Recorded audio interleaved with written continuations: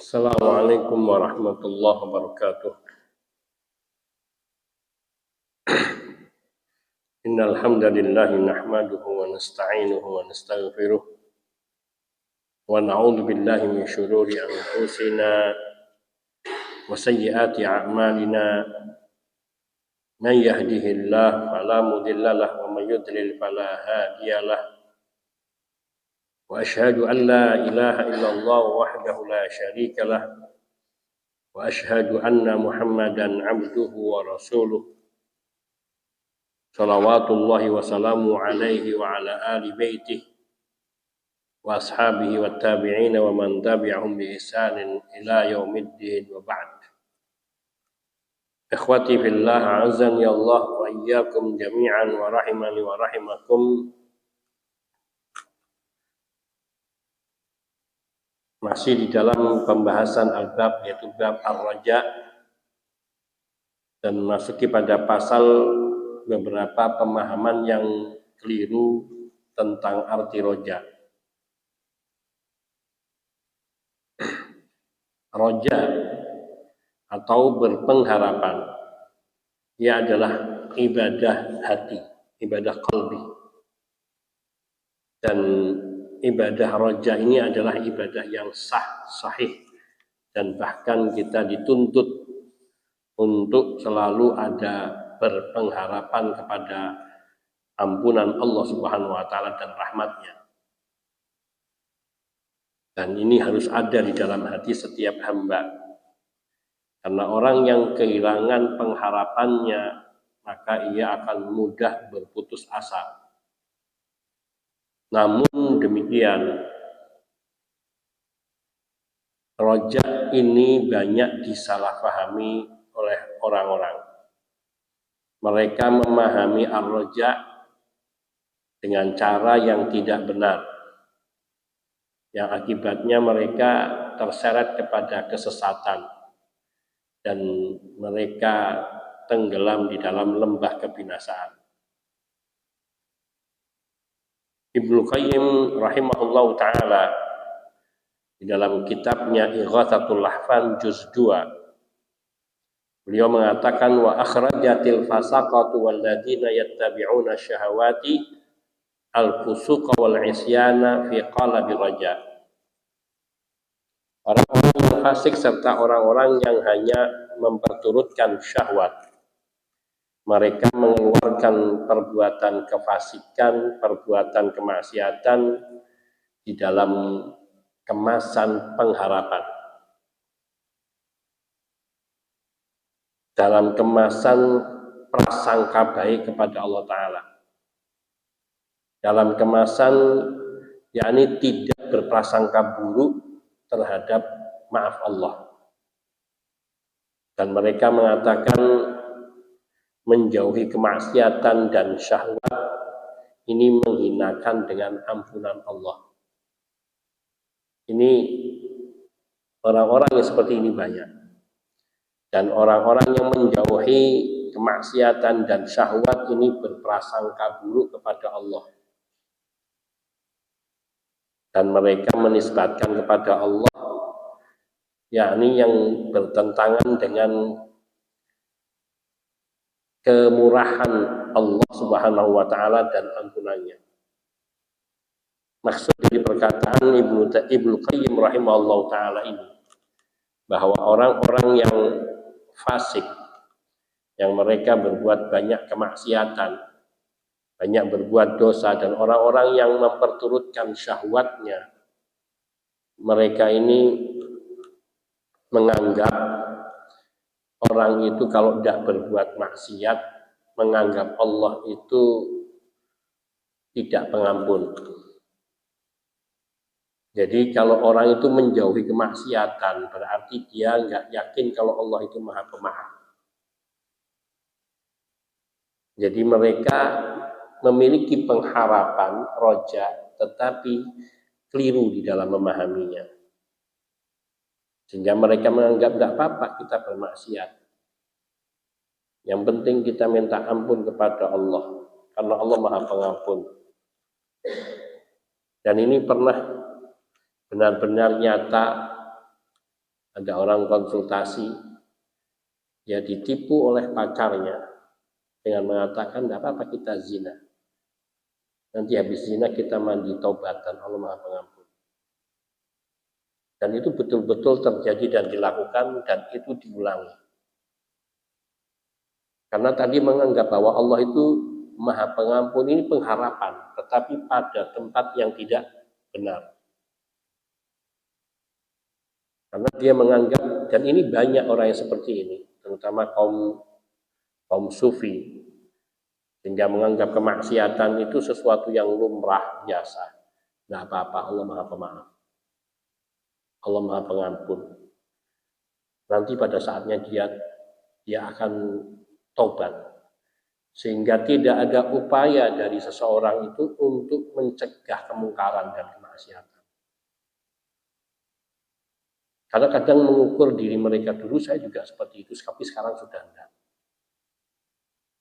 Jadi menganggap bahwa Allah Maha Rahman, Maha Pengasih, Maha Penyantun, Maha Pengampun, Maha Penerima Taubat. Tapi bukan seperti ini. Mereka ini orang-orang yang seperti diumpamakan seperti orang-orang yang tidak mau makan dan tidak mau minum. Tapi mereka bersandar bahwa nanti saya juga akan kenyang. Haus juga akan hilang. Seperti itu mereka memahami pengharapan. Juga ketika sakit, bukan karena ridho dengan penyakit, tapi karena keputusasaan hakikatnya. Ketika disuruh berobat, percuma berobat. Nanti sembuh sendiri. Ada perbedaan antara tawakal dengan tawakul. Kalau tawakal itu berserah diri kepada Allah, sedangkan tawakul itu maknanya putus asa. Ketika orang sudah tidak bisa lagi, akhirnya sudahlah. Demikian juga pengharapan. Orang yang tidak taat kepada Allah dan tidak melakukan apa yang diperintahkan oleh Allah Subhanahu wa taala, serta melakukan hal-hal yang menyebabkan murka Allah Subhanahu wa taala. Kemudian dia mengatakan, aku bersandar kepada pengharapan. Tidak, karena Allah Maha Pengampun. Allah itu Maha luas ampunannya. Ini juga terjadi banyak pada tokoh-tokoh yang dinisbati dengan ilmu, artinya diulamakan di masyarakat. Ketika anak-anak mereka bandel bermaksiat, mereka katakan tidak apa-apa, nanti taubat. Nanti Allah juga ngampuni. Ini rojak yang salah. Karena Allah, rahmat Allah luas. Maghfiratullah awsa'u min dzunubina. Tetapi tidak ada upaya. Dia mengartikan kalimat-kalimat yang hak untuk maksud-maksud yang batin. Yaitu untuk membenarkan kemaksiatannya, kedurhakaannya kepada Allah Azza wa Jalla. Orang yang seperti ini tertipu, maghbun, maghrur, terperdaya. Karena dia punya angan-angan yang kosong. Seperti orang-orang Yahudi dan Nasara yang mereka mengatakan, nahnu abna'ullah wa ahibbah. Kami ini anak-anak Allah dan kekasih-kasih Allah. Mereka menganggap bahwa perbuatan mereka ini tidak akan disiksa oleh Allah. Ini karena bukan dia punya pengharapan, tetapi karena dia salah memahami pengharapan itu sendiri. Ini perumpamaan seperti orang yang duduk tidak mau bekerja, tidak mau berusaha dengan alasan bertawakal kepada Allah Tabaraka wa Ta'ala. Menurut persangkaannya, kamu kerja, rezeki kan sudah dibagi. Nanti juga pasti datang. Iya, betul, rezekinya akan datang. Dan dia akan dapat bagian itu. Tetapi sifat tawakul yang seperti itu haram dan dosa. Tidak ada upaya untuk berusaha. Beda kalau orang sudah berusaha dan tidak mendapatkan. Dia berusaha tapi nggak dapatkan, kemudian dia ikhlas ridho dan rezekinya datang juga sesuai yakni dengan kebutuhannya, atau mungkin masih kurang tapi tercukupi. Maka yang seperti ini lebih mulia dibandingkan orang yang dia hanya berpangku tangan, dia tidak ada upaya untuk meraih rezeki Allah. Karena yang demikian itu termasuk perbuatan haram. Selama dia masih punya kemampuan untuk berusaha. Karena yang wajib bagi seorang hamba adalah dalam hal ini juga mewaspadakan dirinya dari perbuatan maksiat. Kita ini harus takut terhadap perbuatan maksiat, karena setiap kemaksiatan itu ada konsekuensi yang buruk yang akan menimpa diri kita. Para salaf di kalangan para sahabat radhiyallahu ta'ala anhum, mereka sangat khawatir terhadap satu kemaksiatan, karena itu memberikan dampak buruk bagi kehidupannya dan ibadahnya. Sampai seseorang mereka di antara mereka mengatakan, karena satu dosa yang saya lakukan, Allah membalas saya dengan hukuman, saya kehilangan khusyuk dalam sholat saya. Allahu Akbar. Ada pula yang mengatakan, saya terharamkan untuk bisa bangun malam. Dan itu bagi mereka sebuah hukuman karena kemaksiatan. Maka kemaksiatan dan dosa hakikatnya adalah perkara-perkara yang paling besar yang membahayakan diri hamba, yang balasannya itu akan dia rasakan baik di dunia maupun di akhirat, kalau hamba itu tidak bertaubat dan kembali kepada Allah. Seperti yang kita contohkan tadi, di dunia banyak hal, seperti hilangnya keberkahan umur, keberkahan waktu, keberkahan kesehatan, keberkahan ibadah, keberkahan rezeki. Banyak keberkahan itu hilang karena kemaksiatan yang kita lakukan. Tetapi ketika kemaksiatan itu begitu kental pada diri seseorang, wa na'udzubillah minal ma'asi, ia tidak merasa bahwa dirinya itu sedang dihukum oleh Allah Subhanahu wa ta'ala. Ini yang beratnya. Maka ada orang yang dia sesungguhnya sedang dihukum oleh Allah, kalau tidak dikatakan disiksa, tetapi dia tidak merasa. Yaitu diambilnya ketenangan hatinya, ketenangan batinnya, atau dihilangkannya dorongan untuk beribadah lebih baik. Dia masih ibadah, tapi dia kehilangan kesempatan untuk beribadah lebih baik, lebih maksimal. Dan itu tidak disadari. Dan bahkan kadang seorang mengatakan, saya alhamdulillah baik selama ini ibadah jalan semua. Tapi dia tidak merasakan bahwa dia kehilangan keutamaan-keutamaan dan kemuliaan-kemuliaan dalam ibadahnya. Seperti tadi, hilangnya khusyuknya. Seperti contohnya kita nggak merasa, kadang kita nggak menyentuh Quran dalam seminggu, sebulan.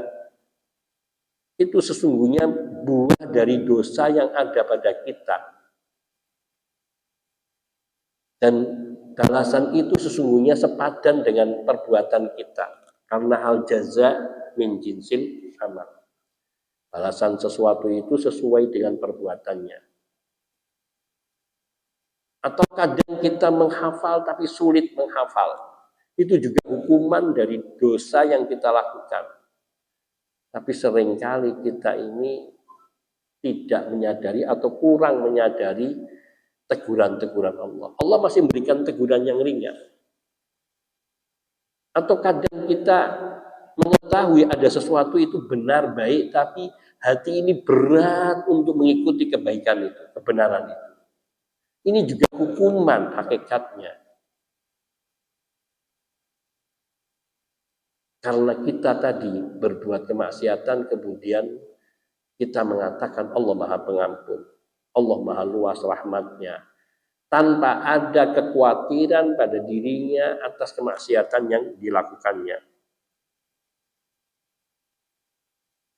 Maka apabila seorang hamba telah dikuasai oleh hawa nafsunya, maka dia akan selalu bergantung kepada ampunan Allah, maaf Allah. Kemudian dia menunda-nunda istighfarnya, menunda-nunda taubatnya. Bahkan kadang-kadang ia mengulang dosa-dosa yang sama.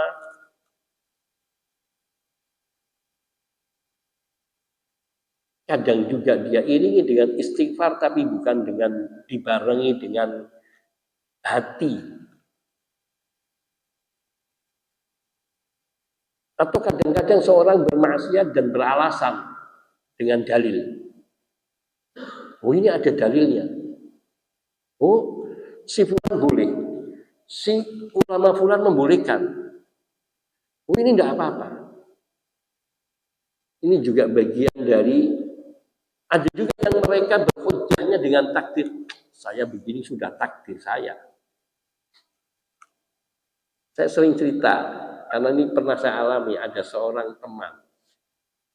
Mudah-mudahan Allah memberinya hidayah dan mengembalikannya kepada iman dan Islam. Dia zaman kakak kelas saya, jauh. Dia kuliah, kakak kelas saya di zaman kuliah. Kuliahnya di kuliah Islam. Tapi dia nggak sholat. Saya tanya, saya lupa manggilnya Mas apa Bang. Dan kalau nggak sholat, saya ini sedang ditakdirkan nggak sholat. Nanti kalau Allah mentakdirkan saya sholat, saya akan sholat. Nah, ini besar pengharapannya kepada Allah atau karena kesalahannya di dalam memahami pengharapan atau roja kepada Allah. Dan itu betul-betul terjadi. Ketika mungkin 5 tahun yang lalu atau 6 tahun yang lalu dia pernah datang ke Kalongan, ketemu, yang hubungi saya, nggak tahu dapat nomor dari siapa.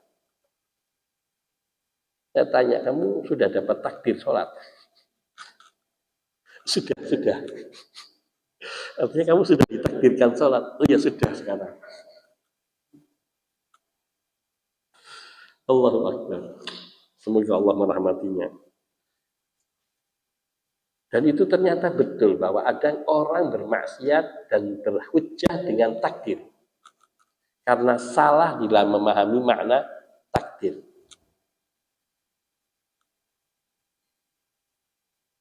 Itu tahu, atau tadi mereka berhujjah dengan banyaknya orang yang melakukannya. Itu buktinya dia melakukan itu tidak apa-apa. Dia baik-baik saja. Yang ini makan itu ya tidak apa-apa dia. Mana hukumannya? Ini sama seperti orang-orang jahiliyah, orang-orang terdahulu.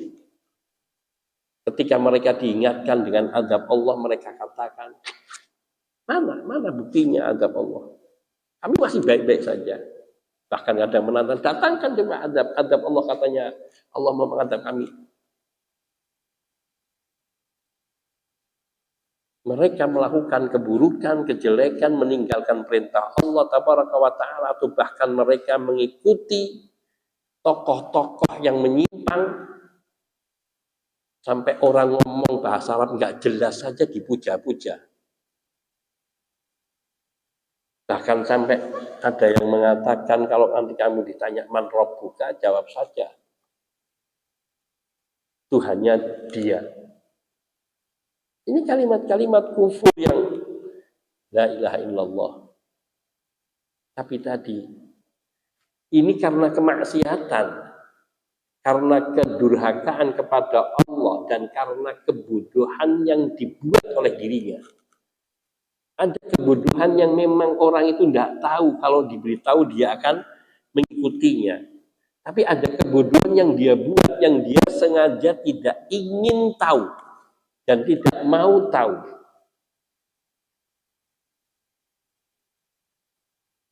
dengan jelas seseorang itu melakukan kesesatan, penyimpangan, tapi karena dia punya pengikut besar kemudian diikuti dan menganggap bahwa apa yang dilakukannya itu benar. Sampai ada orang mengatakan meskipun yang dia minum itu bir, tapi itu rasanya Sprite. La ilaha illallah. Itu betul-betul dianggap sebagai sesuatu yang boleh dan lumrah. Artinya tadi dia minum minuman haram, arak, tapi kata dia, tapi kalau dia yang minum, itu rasanya bukan rasa arak, itu rasanya rasa sirup.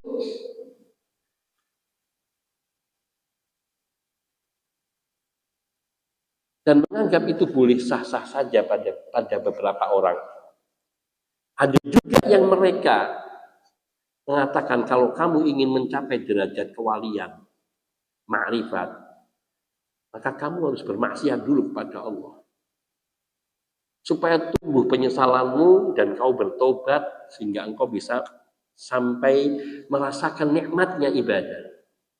Ini juga ada riwayat terdahulu seperti ini.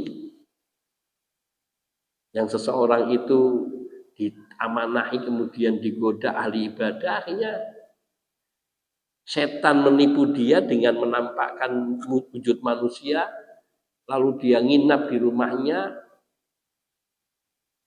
dan menunjukkan ibadahnya yang luar biasa sampai orang yang ahli ibadah ini kagum. Kok kamu bisa seperti itu? Saya ini dulunya banyak maksiatnya. Tidak ada satu dosa pun kecuali sudah pernah saya kerjakan. Sehingga saya sekarang ini menyesal terhadap dosa-dosa saya. Sehingga saya ibadah seperti ini. Maka kalau kamu ingin merasakan nikmatnya ibadah seperti saya, kamu harus berbuat dosa dulu. Innalillahi wa inna ilaihi raji'un. Syaitan menipu. Dan itu juga yang kemudian banyak orang-orang yang artinya terpedaya dengan hal-hal serupa ini. Sehingga orang tidak melihat esensi akidah seseorang untuk diikuti, tetapi dia hanya melihat pada keanehan-keanehan perilakunya. Nah ini karena mereka sudah tidak lagi memiliki pemahaman yang benar terhadap makna-makna ibadah termasuk roja, khauf, itu sudah tidak ada pada dirinya. Ada juga orang yang mengira kalau orang itu berbuat dosa maksiat apa saja, kalau sudah mengucapkan astagfirullah, maka dosanya hilang, maka diampuni. Karena memegangi makna hadis-hadis tertentu tanpa memahaminya dengan benar. Ya karena salah di dalam memahami roja. Nabi SAW mengatakan barang siapa mengucapkan astagfirullahaladzim la ilaha illa huwal hayyul qayyum wa atubu ilaih, maka akan diampuni dosa-dosanya meskipun sebanyak buih di lautan, meskipun dia lari dari peperangan. Riwayat hadis ini sahih, akan tetapi hadis ini membutuhkan penjelasan dari para ulama, yaitu istighfar yang dibarengi dengan penyesalan terhadap perbuatan dosanya dan yang dilakukan dengan memenuhi syarat-syarat taubat. Dan yang diampuni itu adalah dosa-dosa kecil ketika dosa-dosa besar ditinggalkannya. Tapi kadang seorang tidak memandangnya apa saja dosa, enggak apa-apa. Saya pernah diceritain kampung, ada orang yang kalau malam dia main judi sampai subuh, tapi dia orang ini enggak pernah ninggalin sholat di masjid.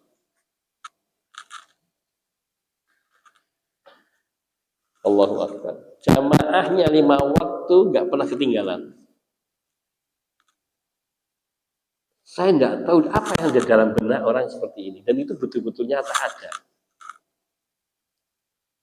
Semoga Allah memberi hidayah dan mengampuni kita serta mereka. Al-Hafidz Ibnu Qayyim rahimahullah ta'ala menyebutkan keadaan seorang yang dianggap faqih.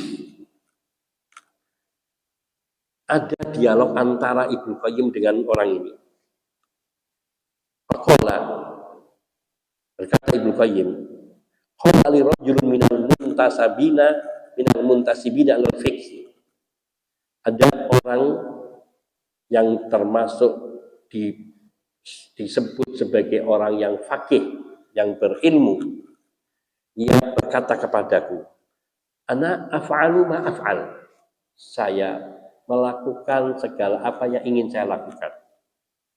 Kemudian setelah itu aku akan membaca subhanallah wa bihamdih mi'ata marrah.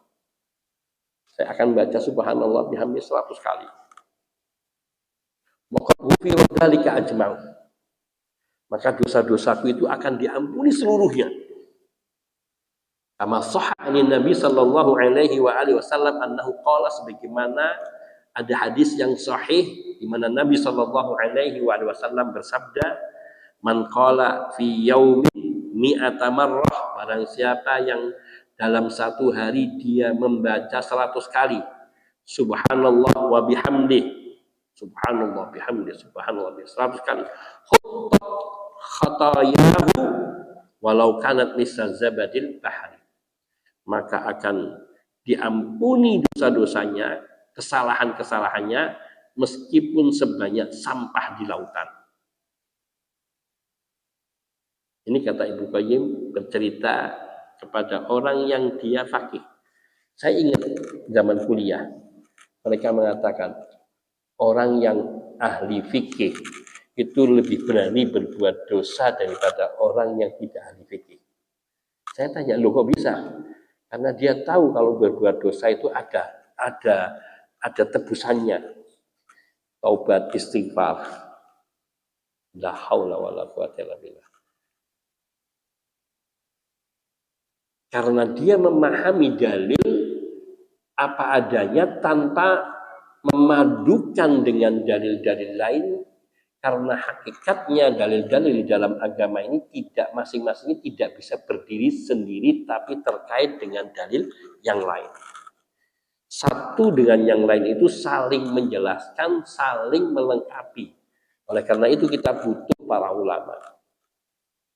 Para ulama yang mungkin, yang mendalam, yang ia bersandar kepada dalil-dalil yang sahih dan menyebutkan hadis-hadis yang sahih terkait dengan satu masalah sehingga baru kemudian menyimpulkan hukum suatu masalah tersebut.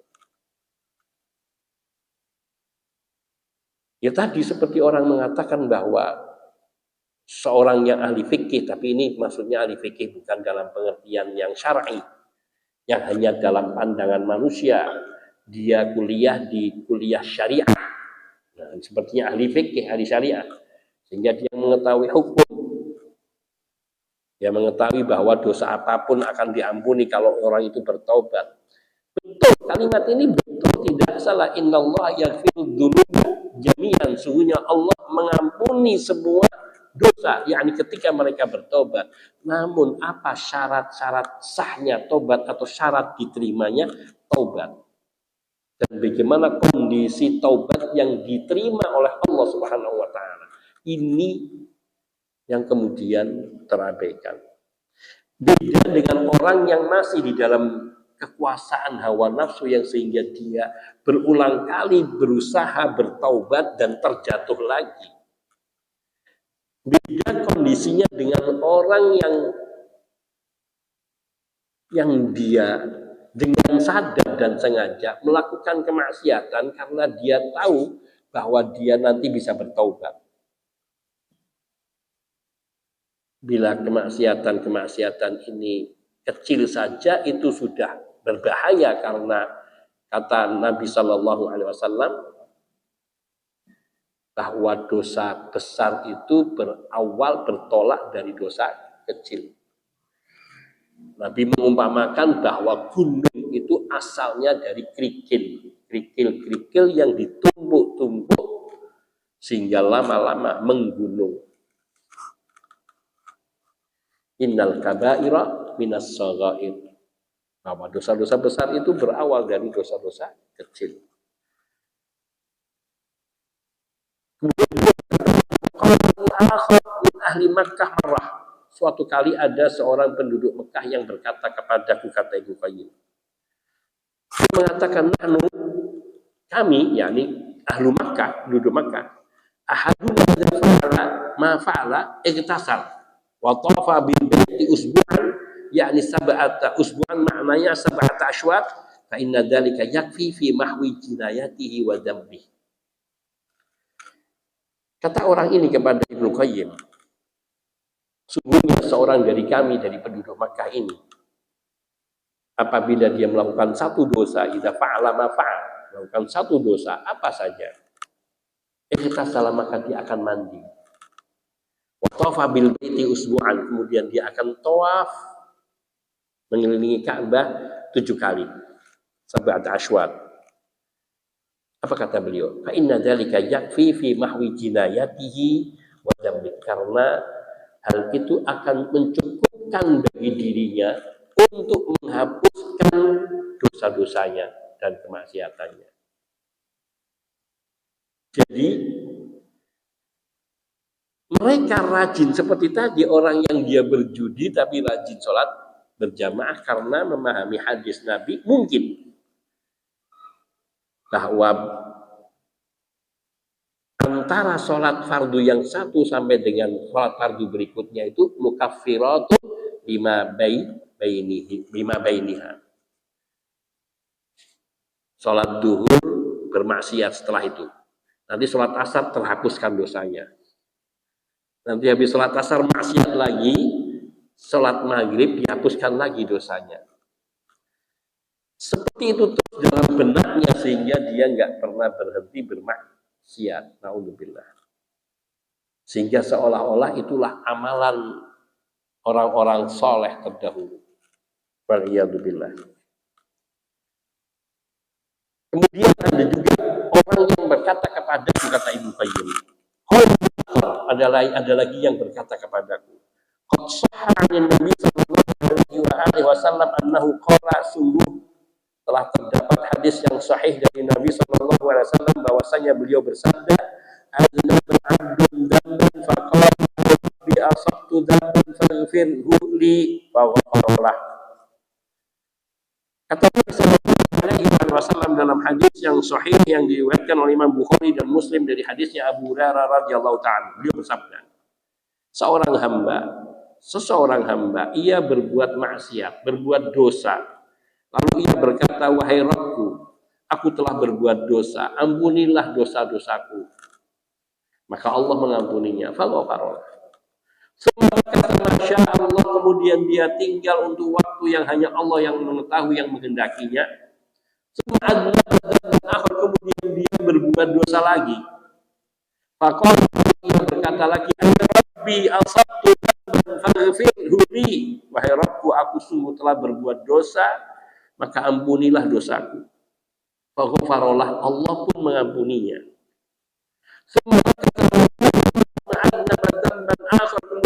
lama dia berdiam menurut apa yang Allah kehendaki, yakni dia mentaati Allah, menjaga perintah Allah. Kemudian dia berbuat dosa lagi. Faqala, lalu ia berkata, ay Rabbi asabtu dzamban faghfirhu li, ya Rabb, wahai Tuhanku, aku telah berbuat dosa, maka ampunilah dosaku untukku. Faqala Allah azza wa jalla, maka pada yang kali ini Allah berfirman, "Hati annahu rabban yaghfiru dzamba wa ya'khudhu bihi." Qad ghafartu li 'abdi. Sungguh hamba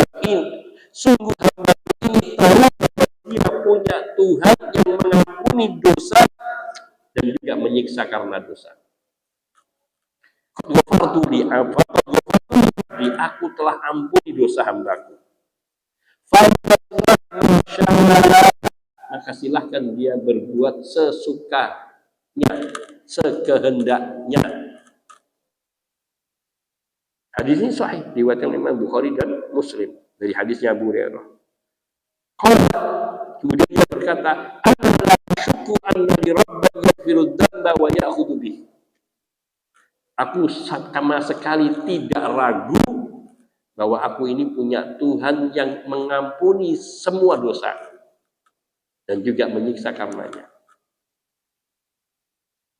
Maknanya dia bersandarkan kepada hadis yang sahih yang tujuannya adalah untuk bermaksiat dan mengatakan tidak apa-apa, pokoknya bermaksiat nanti mandi, tawaf, tobat, nanti tidak apa-apa lakukan lagi.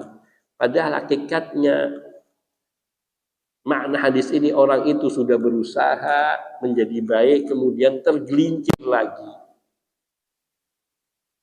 karena dikuasai oleh hawa nafsunya sehingga dia tergelincir dalam dosa, kemudian menyesal dan dia kemudian bertobat dengan memenuhi syarat-syarat taubat dan dia membaguskan ibadahnya sampai kemudian dia terjatuh dosa lagi dengan bukan karena rencana tetapi karena hawa nafsu yang menguasai dirinya, seperti seorang sahabat Nabi yang mulia radhiyallahu ta'ala anhu yang berulang kali dicambuk karena minum khamr, sampai ada seorang sahabat yang mencela berulang kali, laknat Allah atasmu, berulang kali kau didatangkan ke hadapan Nabi untuk dicambuk karena mabuk. Maka kata Nabi SAW, jangan begitu, sungguhnya orang ini mencintai Allah dan Rasulnya sallallahu alaihi wasallam. Dan dia mengikut dalam semua peperangan. Dalam perang Badar dan semua peperangan dia mengikutinya. Dan sampai akhirnya dia termasuk orang yang mati syahid. Di zamannya Zubair bin Awam. Abdullah bin Zubair bin Awam. Di masa kekhalifahan Abdullah bin Zubair bin Awam.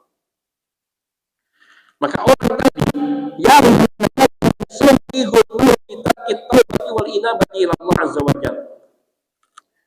bersandarkan kepada hadis yang diriwayatkan dari Abu Hurairah radhiyallahu anhu dari Abu Hurairah radhiyallahu anhu yang diriwayatkan oleh Imam Bukhari dan Muslim, memandang bahwa hadis ini membolehkannya untuk tidak bertaubat dan kembali kepada Allah dan untuk terus berbuat kemaksiatan, memenuhi, memperturutkan hawa nafsunya. Dan syaitan itu paling pandai menghiasi amal keburukan menjadi tampak indah dalam pandangan kita. Sehingga ia tertipu, terperdaya, dan dia tadi bersandar kepada rojak dengan cara yang tidak benar. Dia meninggalkan hadis-hadis, ayat-ayat yang mengisyaratkan atau yang memperingatkan atau yang memerintahkan untuk takut kepada Allah. Fala takhafuhum wa khafuni. Jangan kamu takut kepada mereka, takutlah kepadaku. Rasa takut kepada Allah ini dia abaikan. Karena orang yang masih memiliki rasa takut, maka pengharapannya akan benar. Sehingga orang yang dia memiliki pengharapan tapi memiliki rasa takut, sehingga dia dapat mengendalikan hawa nafsunya dan akan berusaha untuk mentaati Allah Subhanahu wa taala yang Maha Raja. Bahkan idza fiha sabab kama yahfadhu min sa'ati rahmatillah wa maghfirati wa nususir raja. Orang yang ia terjatuh kepada dosa-dosa, tenggelam di dalam dosa-dosa, orang-orang seperti ini dia merasa bahwa dia akan diampuni oleh Allah ketika dia tidak memiliki khauf kepada Allah. Karena dia hanya memandang kepada luasnya rahmat Allah, pengampunan Allah, dia hanya bersandar kepada nas-nas roja, dalil-dalil tentang pengharapan.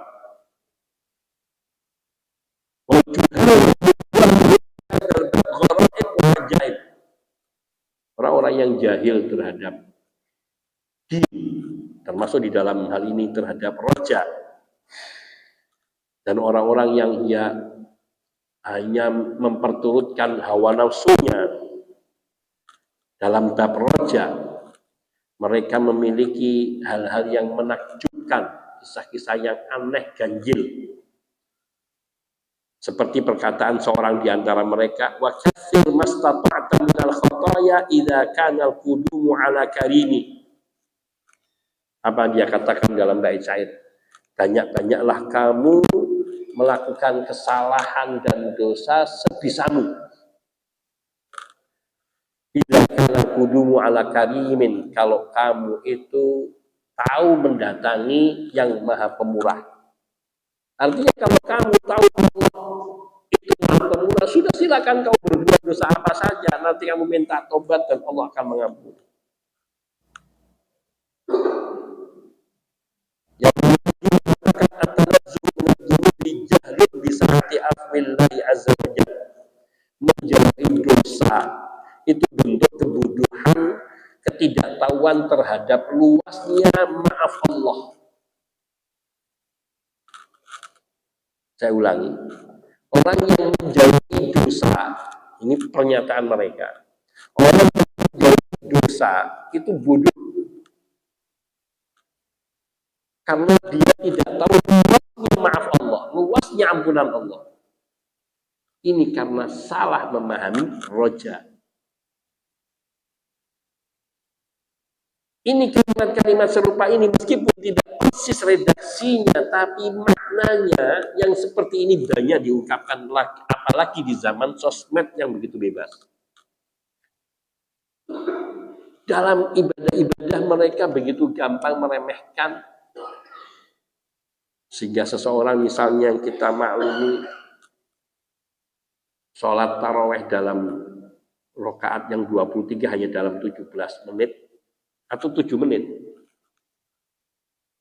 23 hanya dalam 7 menit. Yang mereka memandang rahmat Allah atau kata Nabi menganjurkan untuk meringankan sholat. Justru, kata mereka, justru Nabi memarahi Mu'adz bin Jabal karena terlalu panjang. Jadi dia menganjurkan untuk meringankan, tetapi kadar meringankan yang tidak sebagaimana yang dimaksudkan oleh Rasulullah SAW. Karena apa yang dikatakan Nabi, beliau contohkan dalam perbuatan beliau. Sehingga dikatakan oleh Anas bin Malik radhiyallahu ta'ala anhu, meringankan sholat dengan menyempurnakannya yang sempurna. Menyempurnakan rukuknya, sujudnya. Ini kalau saya bahas dalam hal ini panjang, tapi bisa merujuk kepada kitab Ibnu Taimiyah, Iqtida'us Siratil Mustaqim li Mukhalafati Ashabil Jahim. Yang lain lagi berkata, taqudduhu bi jur'atin ala maghfiratillah wastisgharun laha. Orang yang tidak mau berbuat dosa, meninggalkan perbuatan dosa itu merupakan bentuk keberanian dia melawan ampunan Allah. Wastisgharullah, meremehkan ampunan Allah. Jadi orang yang tidak berbuat dosa itu dipandang lancang sama Allah. Karena menganggap Allah itu tidak maha pengampun. Ini kebatilan-kebatilan di dalam memahami roja. Al-Hafidz Ibnu Hazm rahimahullah beliau mengatakan, ra'aitu ba'da fi du'aihi Allahumma inni a'udzubika minal ismah. Ya Allah ya Rabb. Kata Ibnu Hazm rahimahullah, saya melihat semua mereka orang-orang yang menggampangkan serupa ini. Dalam doanya yang mengucapkan, ya Allah, sungguh aku berlindung kepadamu dari ismah. Ismah itu terjaga dari dosa. Ya Allah, aku berlindung kepadamu, artinya ya Allah, jangan kau jadikan aku orang yang jauh dari dosa. Maknanya dia minta supaya dirinya berbuat maksiat.